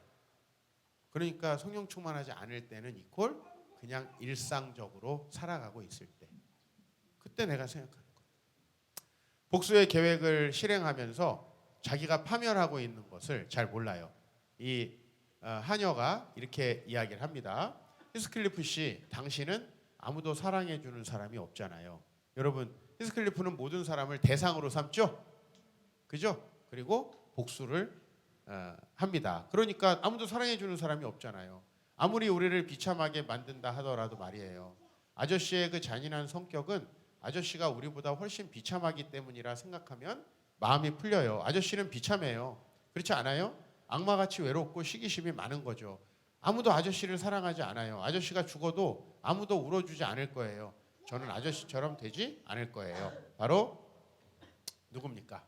요 캐서린은 학대받는 그 캐서린입니다. 이제 복수의 대상으로 되었던 캐서린의 딸 캐서린이 이렇게 이제 이야기합니다. 사실요, 복수가 이루어지는 쾌감이 있지만 다른 한편에서 보면 내가 사랑하고 용서하고 소중히 여기고 희생한 대상이 없으면 아무도 결국은 자기를 사랑해 주지 않죠. 그죠? 네. 얼마나 외롭겠어요. 사실 반대로 말하면. 근데 이 히스클리프는 자신에게 문제가 있다고 여기지 않고 그 자체가 매우 행복하다고 여깁니다. 여러분, 사람이 파멸의 길로 갈 때 그게 파멸의 길로 가는 거를 안다면 그 길로 안 가겠죠. 그게 바로 잘못된 자기 확신입니다. 우리가 이런 데 얼마나 빠지기가 쉬운가. 그게 상처 때문이죠. 복수를 목표로 살아왔던 삶의 의미를 어느 날 잃는 거죠. 자, 그 헤어튼과 캐서린이 행복하게 사랑하는 모습을 보면서 거기에서 자기와 이루어지지 않았던 그 캐서린의 어렸을 때의 행복했던 시절이 떠올랐던, 그래서 자기가 자기에게 복수를 하고 있다는 것을 깨달았을 때 이렇게 얘기해요. 나의 그 맹렬한 노력이 이렇게 끝장난단 말인가? 이렇게 끝날 줄 생각도 못했겠죠. 왜? 모든 재산도 손에 넣었고 자기는 모든 힘을 가졌어요. 그런데 그렇게 한다고 자기가 움직일 수 있는 게 아니죠. 두 집을 부숴버리려고 지렛대며 곡괭이를 장만해 놓고 헤라클레스와 같이 괴력을 낼 수 있도록 나 자신을 훈련했건만 물리적으로는 다 준비가 된 거예요.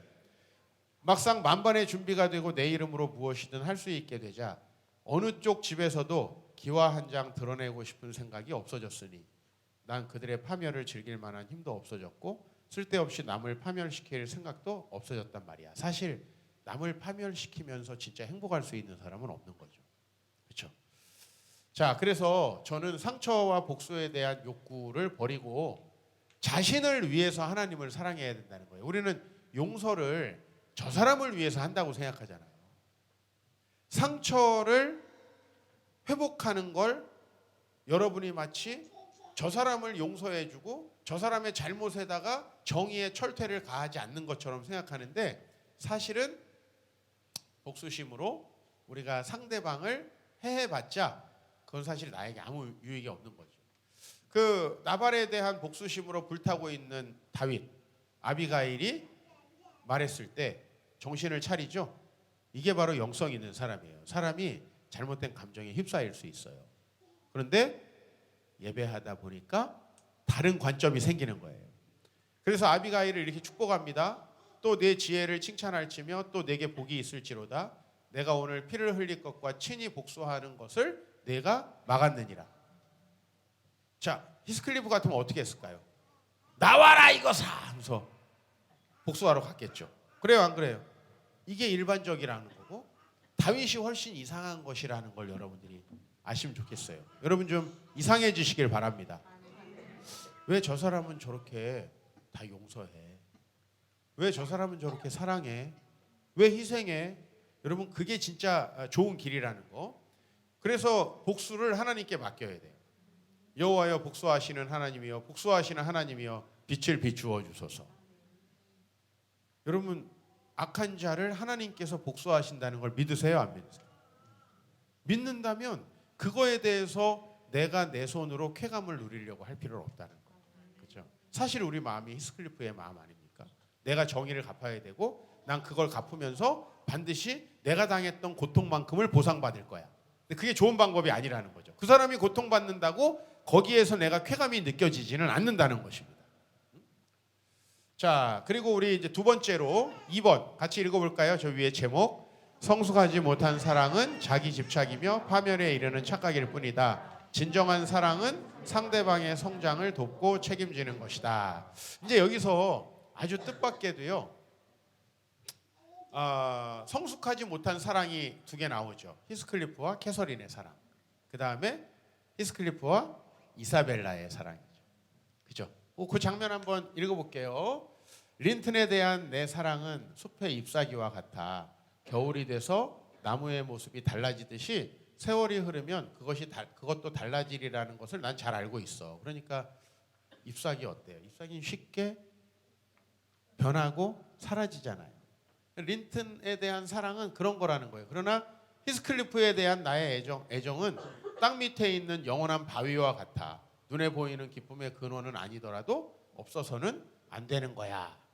말이 엄청 아름답지 않아요? 누군가 여러분에게 나 지금 저 남자랑 결혼하지만 저 남자와의 사랑은 그저 낙엽 하나 같이 아스러지고 말 거야. 근데 당신에 대한 내 마음은 영원히 변하지 않는 바위와 같아. 뭐 이게 외우기도 힘드네. 한 번도 안 해본 말이라.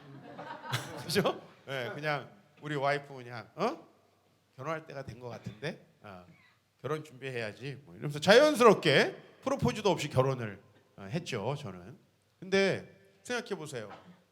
이게 진짜 사랑이었나요?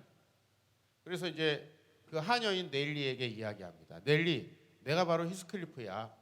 그는 언제나 내 마음 속에 있어. 그러니까 이게 캐서린이 얘기하는 거예요. 내가 그라고. 자웅동체도 아니고 나 자신이 반드시 나의 기쁨이 아닌 것처럼 그도 그저 기쁨으로서가 아니라 나 자신으로서 내 마음에 있는 거야. 마음속에. 그러니 다시는 우리가 헤어진다는 말은 하지 마. 그것은 있을 수 없는 일이니까. 결혼한다면서 헤어진다는 말은 하지 말래요. 이게 무슨 사랑인가요, 사실? 그렇죠? 네. 자, 감정뿐인 캐서린의 사랑이에요. 책임은 전혀 지지 않고 상처만 주는. 차라리 사랑 아니었던 것 같아. 이게 더 맞는 거 아니에요? 나는 결정적인 순간에 당신을 책임질 수 없었어.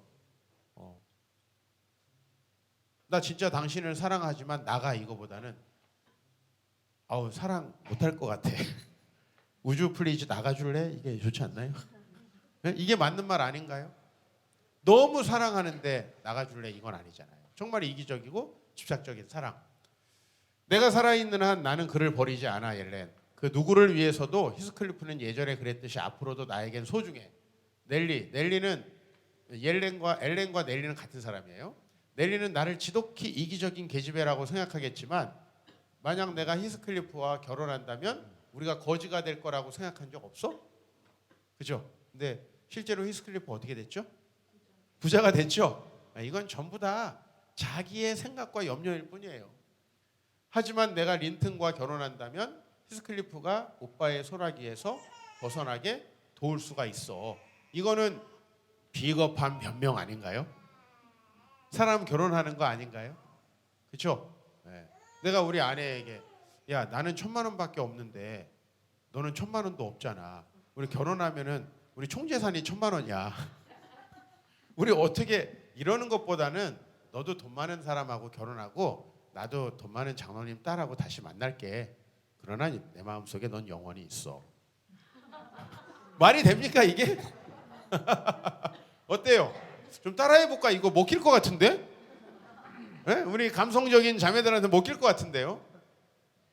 하녀 엘렌은 캐서린의 잘못된 사랑에 대해서 이제 이야기합니다. 이게 사실 작가가 껴들고 있는 거예요. 작가가. 네. 아가씨, 남편의 돈으로 말이죠. 캐서린 아가씨, 저는 물었어요. 그분은 아가씨가 생각하는 것처럼 만만하지는 않을 거예요. 게다가 나로서는 뭐라고 말할 수는 없지만 린튼 도련님과 결혼하는 동기로서 지금까지 말씀하신 것 가운데 그게 제일 나쁘다고 생각해요. 돈에 대한. 그러니까 이것은 그 어떤 책임도 지지 않아요. 내가 누군가를 사랑한다면 그 사람과 사랑하면서 생기는 문제들까지도 사랑할 수 있어야 되지 않나요? 내가 이 아이를 품는다면 그 아이와 앞으로 평생 동안 생길 문제에 대해서도 품어야 되지 않나요? 그렇죠? 그게 사랑인 거예요. 그가 죽을 때까지 그게 사랑이지 뭐 사랑해 뭐 우리 몰디브 가자 그런 게 사랑이 아니란 말이에요. 네. 그걸 꼭 기억했으면 좋겠어요. 되게 진지한 거죠. 저도 사실은 저희 아내가 저하고 이제 사귀기 시작한 게 제가 28살이고 저희 아내가 21살 때였어요. 사실은 저도 성숙하기 어려운 나이고 제 아내도 성숙하기 어려운 나이입니다. 근데 이제 사귀기로 결정하기 전에 저희 아내가 저에게 이제 이런 얘기를 했어요. 나는 가정 형편이 그렇게 좋지 않다. 그리고 돈도 없다. 그래도 괜찮은지에 대해서 꼭 생각해 보셨으면 좋겠다. 나도 그 얘기를 들으니까 약간 흔들리더라고요. 네? 캐서린의 마음이 이해가 될 것 같아요. 좀 흔들리더라고요. 그런데 제가 그때 이제 하나님 앞에 나는 어떻게 해야 될까? 이런 질문을 했을 때 하나님께서는 야, 너가 룻과 같은 저 여자랑 결혼하면 내가 너를 누구죠? 보아스처럼 만들어줄게. 그런 생각을 하는 게 나에게 주셨어요. 무슨 얘기냐면 너희 둘이 믿음으로 하나 된다면은 물질적인 건 내가 책임져 줄게라고 하는 하나님의 약속이었죠. 나중에 저희가 그래도 좀 경제적으로 집을 얻을 수 있는 상황이 돼가지고 제가 아내에게 이사 갈 수 있을 것 같아. 집을 좀 보러 갔으면 좋겠어. 아내가 이제 혼자 집을 보러 갔다 와서 결국 이사를 못했어요. 그 집이 너무 비싸가지고. 근데 우리가 처음에 결혼할 때 너무 가난했는데 우리가 이렇게 이사를 가려고 집을 볼 수 있는 것만으로도 오늘 너무 행복했어. 이렇게 얘기하더라고요. 그리고 하나님께서 지금까지 책임져 주시는 거예요. 또 혹시 글쎄요 책임져 주시지 않는 것처럼 저희 어머니 아버지처럼 어려웠다고 해도 책임지고 살아가는 게 그게 사랑 아닌가요? 그렇죠? 그러니까 사랑이라는 거를 너무 낭만적으로 생각하는데 이 캐서린의 정말 대사는 너무 낭만적이에요. 그래서 이 많은 그 사람들이 요거 적어놓고 막 인용하는 그런 대사예요. 너의 사랑은 영원한 바위 같아요. 척척척척척 그런 거. 네. 근데 참 그거는 이기적인 것 같아요. 캐서린의 집착은 에드가라는 사람도 히스클리프도 아닌 누구를 사랑하냐면 나의 히스클리프. 이게 무슨 의미인지 아시겠어요? 현실에는 에드가와 히스클리프밖에 없어요. 근데 이제 뭘 만들어내냐면 여기서 짬뽕을 해가지고 나의 히스클리프를 만들어. 읽어볼게요. 오 저렇다니까 넬리. 저희는 잠시 동안이라도 나를 가엾게 여겨 살리려고 하질 않아. 내가 받은 사랑이란 저런 것이야. 하지만 괜찮아. 저런 것이 나의 히스클리프는 아니니까. 지금 여기서 자기가 아플 때 그렇게 자기에게 아주 모든 정성을 다하지 않는 에드가에 대해서 욕하면서 나의 히스클리프를 얘기해요. 나는 그래도 나의 히스클리프를 사랑할 것이고 저승까지도 데리고 갈 거야. 그래서 히스클리프가 죽었을지도 모르겠어요. 캐서린이 지금 죽기 직전에 이 이야기를 하는 거예요. 나의 히스클리프. 저는 이 말이 되게 섬뜩하더라고요. 있는 그대로의 히스클리프를 사랑하고 그와 함께 운명을 같이 하는 것이 그게 사랑인데 그래서 힌들리의 학대와 모욕보다 사실은 이 캐서린의 미성숙한 사랑이 이 히스클리프를 더 복수의 화신으로 만듭니다. 물론 그 모든 책임은 히스클리프에게 있어요.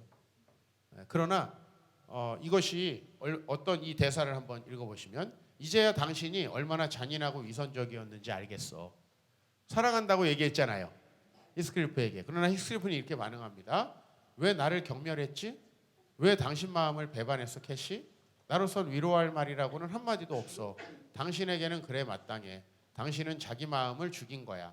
내가 당신의 마음을 찢어놓은 것이 아니라 당신 자신이 찢어놓은 거야. 그리고 그렇게 함으로써 당신은 내 가슴도 찢어놓은 거야.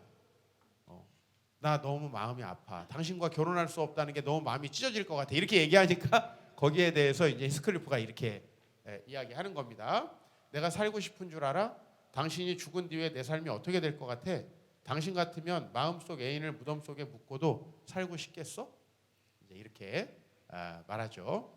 자, 그래서 이제 이 캐서린과 히스클리프의 사랑이 하나 있고, 그 다음에 이제 히스클리프는 사랑도 하지 않았는데 이사벨라에게 사랑에 빠진. 이게 제가 교회 생활을 하면서 안타까운 거는 우리 교회 자매들도 교회에서 누군가 자기를 좀 부유하고 평안하게 살아가게끔 해줄 것 같은 어떤 남자가 나타나면 굉장히 이상한 반응들을 교회 자매들이 보이는 걸 전 여러 번 봤어요. 제가 혹은 제 주변에 있는 교회에서. 그래서 자신의 망상 속에서 이제 사랑하는 거죠. 이사벨라의 이야기 한번 들어볼게요. 나를 로맨스의 주인공으로 상상하고는 내가 기사처럼 헌신적으로 무엇이든 바라는 대로 해주리라고 기대한 거야. 이제 히스클리프가 이사벨라에 대해서 얘기하는 거예요. 나를 로맨스의 주인공으로 이사벨라는 상상하는 거예요. 네? 혹시 우리 자매님들 사랑이라는 걸 이런 거라고 생각한다면 이건 시각을 좀 고칠 필요가 있습니다. 저 사람은 백마 타고 온 왕자다. 근데 많은 소설에서 그렇게 망상에 빠진 자매들은 거의 대부분 아주 파멸적 삶을 살아요. 이런 걸 버려야 한다는 거예요. 아마 여기 좀 몇 명 있는 것 같은데 내가 볼 때는. 이사벨라는 이성을 가진 사람으로는 볼 수가 없어. 지금 자기를 좋아하고 쏙 빠져든 그 속물 이사벨라를 히스클리프가 이렇게 얘기하는 거예요. 그렇게도 끈질기게 나라는 사람에 대해 터무니없는 생각을 하고 그릇된 인상을 가지고 행동했으니 말이지. 그런데 드디어 나라는 사람을 알기 시작한 것 같아. 나는 사실은 걔를 좋아한 게 아니고 복수하려고 이용한 것뿐이야. 그러면 이용한 히스클리프가 나쁜가요? 이용당한 이사벨라가 멍청한가요? 이걸 한번 생각해 볼 필요가 있다는 거예요. 항상 우리가 주위에서 사기를 많이 당하는데 사기를 당하는 사람의 어리석음이 더 문제인가요? 사기를 치려는 그 사람의 악함이 더 문제인가요? 실제로 현실 속에서는 여러분들은 사기를 당한 사람의 어리석음과 그 욕심에 대해서 훨씬 경계를 해야 돼요. 여러분 사기 칠 건 아니잖아요. 사기 치실 거면 이제 사기꾼을 더 경계하세요. 난 그런 사람은 되면 안 되는데 어떡하지? 막 사기를 너무 치고 싶네. 그럼 그쪽을 묵상하시면 돼요. 근데 여러분은 사기를 당하는 쪽에 대부분 속할 거예요. 그러면 사기를 왜 당하고 그 사람은 왜 어리석은가? 그렇죠? 여러분들이 혹시 남녀 관계에서 속지 않으려면, 사랑에서 속지 않으려면 이사벨라 같이 되면 안 되겠죠. 사실 히스클리프가 사랑을 한 게 아니에요. 저 사람이 사랑을 해줬으면 좋겠다고 간절히 생각하다 보니까 사랑한 것처럼 착각을 하게 되는 거죠. 그걸 이제 히스클리프가 이용한 거죠.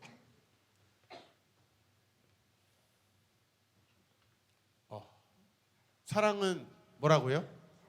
자기 유익을 구하지 않고 모든 것을 참으며 믿으며 바라며 견디는 거죠. 그러니까 앞으로 좀 어려운 일이 있을 거라고 예상이 되더라도 사랑이라는 건 뭐예요?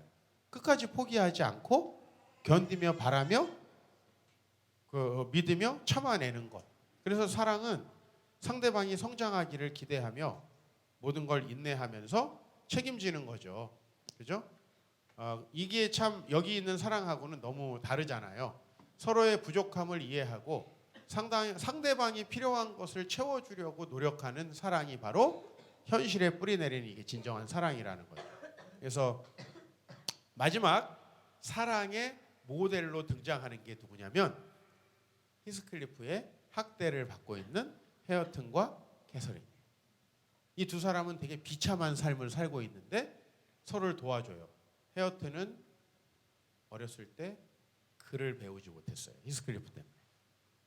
근데 그에게 글을 가르쳐주면서 행복해하는 캐서린. 이런 한글도 모르는 놈을 만나가지고 내 인생 어떻게 되겠나. 이게 아니라 그를 도와주면서 성장시키는. 이렇게 시작된 친밀한 정은 급속히 깊어졌답니다. 더러 일시적으로 중단되기도 했지요. 언쇼 도련님은 원래 도련님이죠. 언쇼는 그죠? 그러니까 이제 하녀는 언쇼 도련님이라고 하고 있어요. 소원대로 금세 교양이 느는 것도 아니었고, 왜냐하면 계속 학대당하고 허드렛 일을 하고 그 헛간 일을 하고 그러니까 이제 무식해지는 거죠. 또한 아씨도 학자도 아니고 본받을 만한 인내심이 있는 사람도 아니었으니까요. 그러니까 때로는 짜증도 내기도 하고 실망하기도 한 거죠. 그러나 두 분의 마음은 같은 목표를 향했던 것이죠. 한 사람은 상대방을 사랑하고 인정해 주려고 마음 먹고 있었고, 이게 누구예요? 누구예요? 캐서린이죠. 그 상대방 역시 사랑하고 인정받으려고 결심했으니까요. 그 노력에 대해서 반응하고 더 성장하려고 했던 그 헤어튼 언쇼의 모습이죠. 그들은 노력한 결과 그 목표에 이르게 되었답니다. 그래서 이 마지막에 그래도 이 해피엔딩이에요. 이 남은 두 사람이 복수로 끝날 것 같지만 이들은 사랑으로 서로를 보듬으면서 아름다운 미래를 이렇게 예고하면서 소설이 끝납니다. 자, 우리 이제 마지막으로 제가 이제 이 작품에서 거의 어떤 그 평론이나 또 해설에도 다루지 않고 있는 걸 좀 다뤄보려고 그래요. 다루지 않는 거. 그건 뭐냐면 왜 이 사람들은 믿음의 집안이었는데 이렇게 파멸했는가라는. 힌들리나 캐서린도 다 교회 다니는 사람이었고 히스클리프도 신앙을 가진 사람의 집에 쉽게 말하면 이제 오게 된 건데 왜 그랬는가? 그것은 바로 형식적인 예배, 무늬만 기독교인들인 삶이었다는 거죠. 그 부분 좀 제가 읽어볼게요. 지긋지긋한 일요일이다. 아버지가 되살아나셨으면 힌들리 오빠가 아버지 대신이라니 끔찍하다. 일요일인데 때로 교회에 가지 못하면 가정 예배도 드려야 되고 그 다음에 아침에 교회 가자고 서둘러야 되는 건 가장 역할이죠. 그죠? 근데 이제 아버지 언쇼가 돌아가신 다음에 이제 집안의 가정의 신앙이 무너져 가고 있는 거예요. 야, 귀찮은데 가지 말자. 가정 예배 드릴 때는 아유 나는 좀 밑에서 쉴게. 히스클리프에 대한 오빠의 행동은 잔인하다. 히스클리프와 나는 반발할 테다. 이거는 캐서린 이야기예요. 우리 둘은 오늘 저녁 그 첫 발을 내디딘 셈이다. 온종일 비가 퍼부었다. 이날은 교회 갈 수 없었다. 그래서 조셉은 그 집에 아주 오랫동안 일하고 있는 영감님이에요. 그러니까 하인인데 나이가 많으니까 이제 조셉 영감이라고 보통 이렇게 부르죠. 그죠? 네. 하인이 이제 나이가 많아진 거예요. 그 조셉 영감은 무슨 역할을 했냐면 이제 주일날 교회에 못 갈 경우에 모아가지고 가족들 예배를 드리는 거예요. 옛날에는 못 갈 일이 많았겠죠. 왜냐하면 홍수가 났어요. 요새같이 아유 길 건너서 자동차 타고 오면 되지. 그게 안 되잖아요. 그렇죠? 네. 못 가는 날이 많았죠. 지금도 사실은 저 캐나다 북부나 이런 데는 눈 오면 주일날 예배가 없어져요. 그러니까 우리는 사실은 일기 때문에 예배가 없어지는 경우는 거의 없죠. 그죠? 우리나라는 그런 경우가 없죠.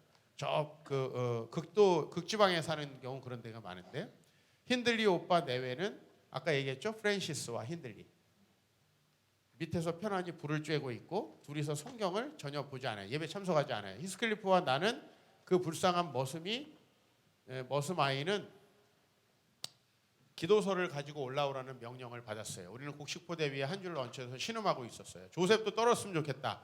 그러면 자기 자신을 위해서도 설교를 짧게 할 테니까. 설교를 하는 것에 대해서 왜 이렇게 길게 하나? 난 좀 설교를 안 했으면 좋겠다. 그러고 터무니없는 생각이었다. 예배는 애누리 없이 3시간이나 계속되었는데 오빠는 우리가 내려오는 것을 보고 아니 벌써 끝난 거야 하고 소리칠 만큼 뻔뻔스러우니 오빠는 가장이 돼서 이제 영감님 말을 듣지 않고 예배 아예 참석하지 않아요. 이런 가정의 분위기가 묘사되고 있습니다. 그러니까 여러분 이 언쇼 씨가 죽은 다음에 한 일요일을 묘사하는 장면인데 이게 지금 어때요? 에? 신앙 좋은 아버지가 돌아가시니까 엄마도 야 오늘 저기 눈 왔는데 그냥 온라인으로 하자.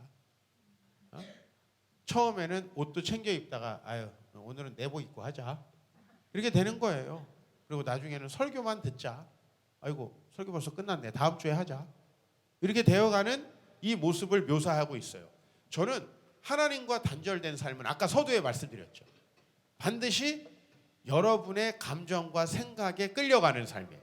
그건 길이 아니고 진리도 아니고 생명도 없단 말이에요. 이것에 대해서 우리 청소년들이 이해할 수 있을까요? 좀 그런 삶을 맛보고 인생의 뜨거움을 맛봐야지 좀 거의 대부분 알겠죠, 그죠? 예. 우리의 감정과 우리 생각대로 하면 반드시 파멸에 이른다는 거. 이거를 가급적이면 이른 나이에 꼭 알았으면 좋겠다는 생각이에요. 정말로. 이 모두가 예배에는 관심이 없어요. 언쇼 가문은 아버지의 선행을 비극으로 만들 영적 준비가 돼 있었던 거예요. 사실 이런 비극들이 있기 때문에 또 다른 선행들이 없어지는 거 아니에요. 맞아요, 맞아요. 또 다른 선행들이 없어지죠. 조셉은 저쪽 집에 가셨을 때 보셨을 거예요. 자기는 복 받고 남들은 벌 받는다는 이야기를 찾으려고 성경책을 보는 바리새인 같은 위인이었어요. 그건 지금도 그래요. 왜 사람들이 조셉의 설교를 싫어했어요? 조셉의 설교에는 삶이 없었어요. 그저 그 말씀으로 나는 괜찮은 사람인데 너네들은 나쁜 놈들이야 혼내는 그런 주로 설교였던 거예요.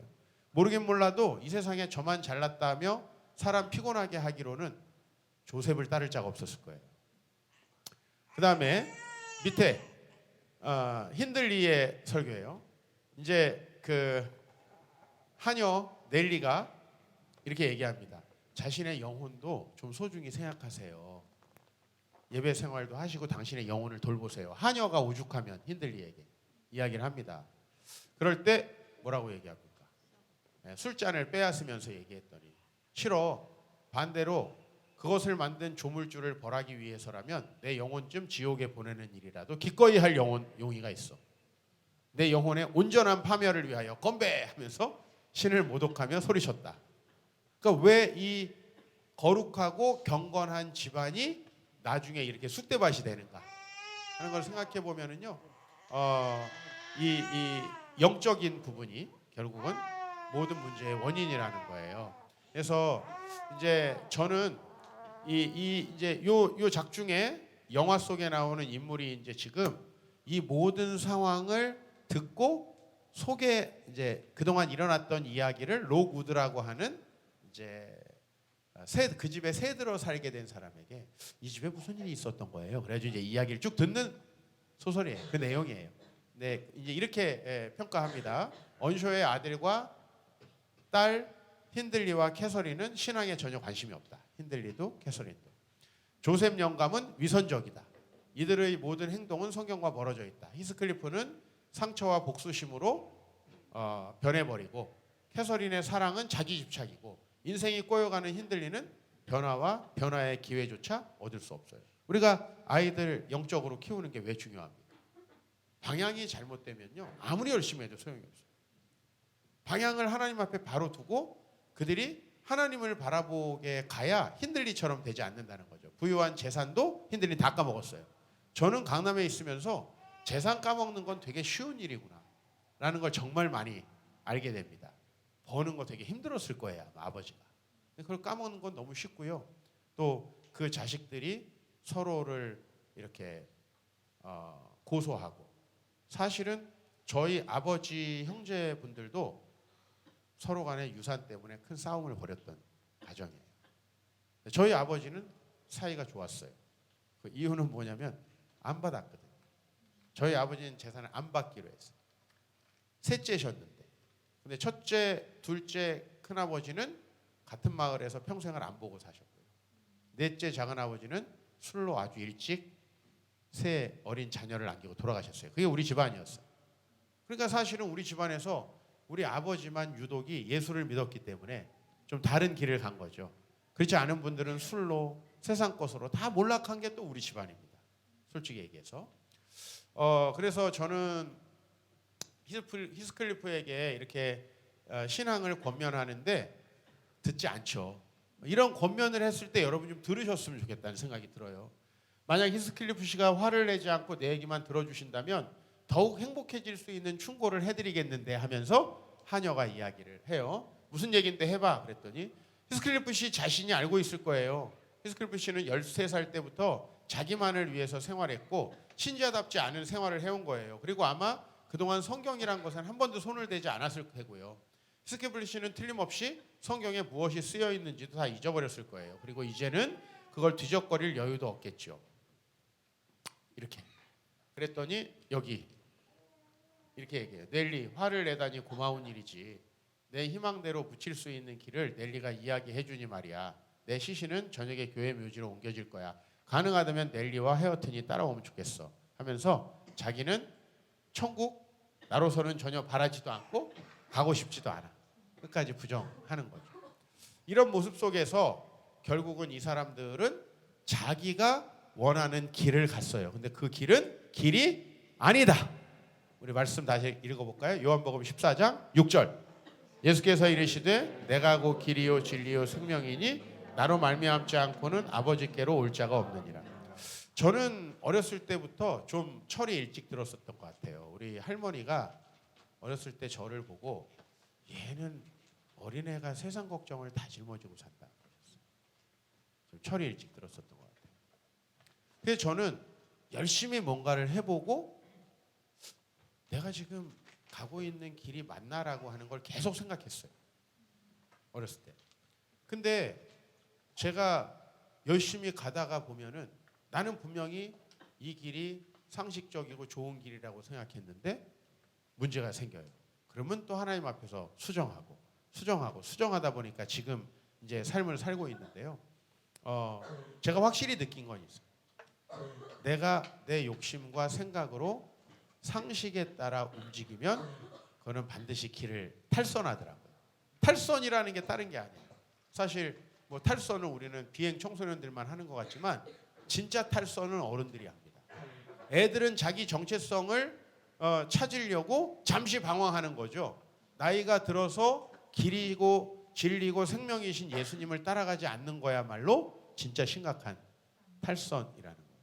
그래서 여러분 오늘부터 생각을 꼭 하세요. 여러분이 뭔가를 하려고 생각했을 때 여러분의 감정, 생각이 제가 아까 말씀드렸던 정말 하나님을 만나서 그분과 연합해서 평소와는 다른 상태인가? 네? 생각해 보세요. 그러면 그대로 하셔도 돼요. 근데 이거는 원래 내 성격이에요. 주변에 물어보시는 것도 좋아요. 야, 내가 지금 원래 내 성격이냐 아니면 좀 성령 충만해서 좀 정신이 이상하냐 물어봐서 딱 본인 성격인데 그러면 하면 안 돼요. 그러면 하면 안 되는 거예요. 그것은 반드시 파멸에 이르는 것이죠. 이게 내 생각인가 하나님의 생각인가. 평소 같았으면 내가 이런 담대함과 이럴 수 있는 용기가 없었는데 그거 하나님의 생각이거든요. 그렇게 움직인 것들이 기억이 납니다. 군대에 있을 때도 제가 예전에 얘기했지만 정말 군 생활을 힘들게 고생할 수밖에 없었지만 저는 교회를 포기할 수 없어가지고 힘들고 고된 신앙생활, 군 생활을 택했는데요. 그때 하나님께서 나에게 그 고참에게 반항할 수 있는 용기를 주셨던 것 되게 감사해요. 네? 저는 평소에 그렇게 용기 있는 사람이 아닌데 용감하게 그렇게 반항할 수 있게. 또 저희 아내와 이제 만나기 시작할 즈음에 제가 그렇게 하나님의 말씀이라고 생각하고 저희 아내하고 교제를 시작했던 것도 생각해보면 되게 감사하고. 뭐 이제 앞으로도 좀 길이 남긴 했는데 잘 책임지고 같이 가보려고 합니다. 우리 아내가 저를 버리진 않을 것 같고 저는 하여튼 열심히 함께 그 길을 가려고 합니다. 사랑이라는 건 그래서 나중에 증명되는 것 같아요. 여러분이 진짜 사랑을 안다면은 앞으로 진짜 난 절대 변하지 않고 사랑할 거야 이 말 하기 어려울 거예요. 그건 우리가 할 수 있는 건 아닌 것 같아요. 그런데 우리 주님께서 힘 주신다면 또 주님께서 우리에게 능력을 주신다면 그렇게 할 수 있을 거라고 믿고 달려가 볼 뿐이죠. 그래서 우리 인간의 감정과 생각 그대로 가면은 이런 그 비극적 이게 이제 소위 말하는 영문학 3대 비극 중에 하나예요. 영문학의 3대 비극 중에 하나인데 이런 비극적인 이야기가 저는 읽을 때 너무 논리적으로 착착 맞아 돌아가서 너무 소름 끼치는 거 있죠. 아, 누구든 이렇게 상처와 복수심을 가지고 살아가면 이렇게 되겠구나 라고 하는 거죠. 그래서 저와 여러분들이 무엇을 가지고 살아갈까 하면 예수님과 연합하여서 이제 우리 14장 16절인데 15장에 가면 나는 포도나무요. 그죠? 너희는 가지. 가지는 어떻게 해야 돼요? 붙어 있어야죠. 연합하여 있는 거죠. 연합하여서 그분에게 생각과 감정을 공급받을 때에 그분의 뜻대로 갈 수 있는 거죠. 끊어져 있으면 무조건 실패하는 거고, 그거는 포도나무 아시죠, 여러분? 그거 어디다 쓸 데 있어요? 포도나무를 쓸 데가 있냐고요. 그거는 장작으로도 쓸 수 없어요.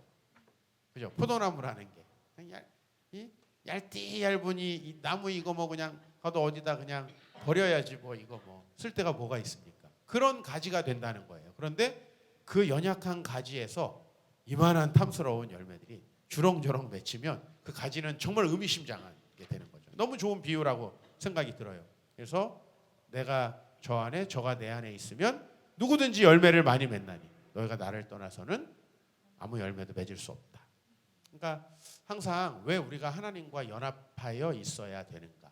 그렇지 않으면 우리는 절대 사랑할 수도 없고 사랑받을 수도 없고 우리에게 때때로 이 세상에서 경험되어지는 힘들고 어려운 일들, 상처와 아픔들이 내 미래를 망가뜨리게 된다라는 것이죠. 그래서 여러분들이 정말 오늘 진지하게 여러분이 겪었던 일들 또 여러분의 감정과 생각에 여러분의 삶에 영향을 미치는 것들에 대해서 생각해 보시고 저희 교회는 몇 년 전에 재혼한 커플이 있어요. 사실 재혼이라는 게 마음 아픈 일이죠. 교회에서 장려돼야 되는 일도 아니고 또 우리 교회 청소년들이 있는데 이렇게 재혼하는 커플을 내가 교회에서 결혼을 시켜주는 게 맞나? 뭐 그런 생각도 들기도 해요. 그러나 하나님이 없을 때 하나님을 잘 몰라서 망가졌던 가정을 그냥 죄와 버리니까 그렇게 살아라. 그럴 수 없어서 제가 두 커플을 교회에서 주례를 해서 결혼을 시켰어요. 근데 그 중에 이제 한 커플은 자매가 외부에서 온 경우예요. 형제가 이제 저희 교회 그 집사님이셨고, 근데 이분이 처음에 교회를 와서 저하고 좀 대화를 하는데요. 전 남편을 굉장히 원망하더라고요. 근데 전 남편을 원망하는 마음은 결혼해도 지금 또 현 남편과도 불행할 수밖에 없어요. 그래서 이제 지켜봤어요. 예배를 열심히 드리는 건데 예배를 열심히 드리더라고요. 말씀을 열심히 듣더라고요. 결혼식을 하고 얼마 안 됐어요. 우리 교회 온 지 1년 정도가 됐을 때 카페에서 우연히 이제 그 집사님을 만났어요. 그래서 요즘 어떻게 지내세요 하면서 요즘 어떻게 생활하고 있는지를 물어봤는데 목사님 제가 달라진 게 있어요.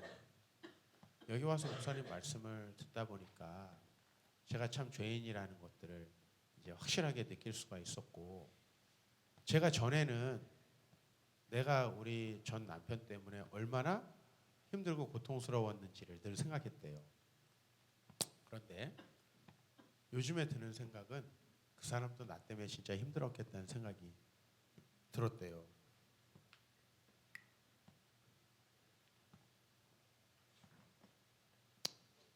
난 솔직히 그 얘기를 처음부터 해주고 싶었어요.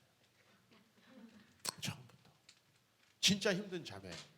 너무 쉽게 상처받고 그 감정을 이렇게 스테이블하게 유지하기가 어려운 사람이었어요.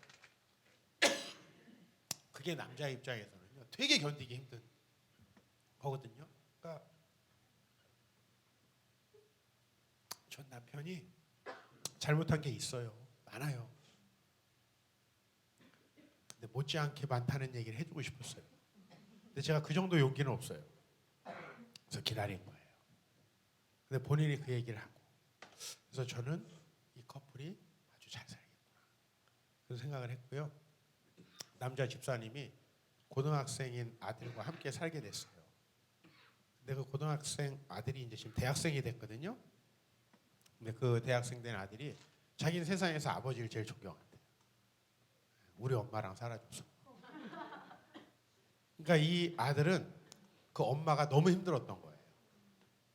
전 남편에게 물어볼 필요도 없이 이 아들은 너무너무 그 엄마가 힘들었던 거예요. 물론 자기를 키워줬으니까 감사한 마음도 한편에 있지만 근데 아빠가 그 모든 걸 너무 잘 이렇게 품고 가신다는 거예요. 그리고 자기에게도 너무 이렇게 잘 이끌어 주신다는 거예요. 그들이 어떻게 잘 살 수 있었을까요? 예전 남편은 엉망이고 지금은 좋은 사람이라? 그럼 그 사람은 왜 이혼했을까요? 둘 다 이혼한 사람인데 그럼 그 남자는 대단히 훌륭했으면 왜 이혼을 했을까요? 난 그건 아니라고 생각해요. 근데 왜 그들은 지금 잘 사나? 나는 예수님 때문이라고 생각해요. 그 집사님이 우리 교회에 와서 이제 너무 빚도 많고 힘들고 풀리지 않으니까 교회를 안 나오려고 한 적이 한 번 있었어요. 제가 마지막으로 사람 한번 살리자는 셈치고 찾아갔어요. 우리가 인생에 한 번쯤은 실패할 때가 있다. 근데 당신 지금 여기서 포기하면 진짜 당신 인생에 이제 소망 없다. 한번 열심히 신앙생활 해보자. 그렇게 얘기한 게 진짜 지금 15년 정도가 됐어요. 근데 정말 그때부터 지금까지 한 번도 주일 예배 빠져본 적이 없고 저하고 많은 선교지에 다니면서 빚도 다 갚고 가정도 이루고 지금 어떻게 보면 양아들이죠. 양아들에게 존경한다는 말도 들었으니 성공한 것 같아요. 왜 그러냐면 예수님이에요. 그분이 길과 진리요 생명이라는 거예요. 우리에게는 많은 감정이 들고 생각이 들어요. 근데 그것에 노예가 되면 안 된다. 아시겠죠? 그래서 기도하면 좋겠습니다. 오늘 여러분들의 생각과 경험들 또 지금까지 살아온 인생의 과정들을 한번 생각해 보면 좋겠습니다. 여러분들 히스클리프처럼 상처받고 또 아픈 그런 경험들이 많이 있지 않았습니까? 또 지금도 여러분 마음에 풀리지 않는 상처와 주변의 가족들과 주변 사람들에 대한 어떤 증오심 같은 거 혹시 있다면 그 상처와 복수심을 오늘 꼭 우리 주님께서 해결해 주시기를 축복합니다.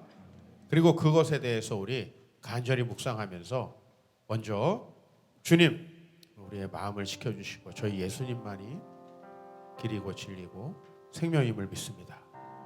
우리의 생각과 우리의 판단은 늘 잘못될 수밖에 없음을 인정합니다. 우리 주님 우리를 생명의 길로 인도하여 주시옵소서. 우리 같이 하나님 앞에 우리의 과거를 드러내고 또 우리의 지금 현재의 복수심과 상처들을 우리 주님 앞에 내어놓고 사랑하는 사람 될 수 있게 해달라고 우리 기도하도록 하겠습니다. 아버지 하나님 오늘 우리에게 아버지 하나님 우리 찾아와 주셔서 감사합니다. 주여 우리 마음속에 있는 아버지 하나님의 상처와 복수심 주여 내가 지금까지 아버지 하나님 부모님께로부터 받은 상처들 주여 이 세상 속에 살아가면서 때로는 겪어야 됐던 무시들과 아버지 하나님의 아픔들 주여 오늘 그것들 저희들에게 내어놓기를 원합니다. 아버지 하나님 그런 것들 우리 주님 앞에 내어놓기를 원합니다. 우리 주님께서 그 상처 치유해 주시고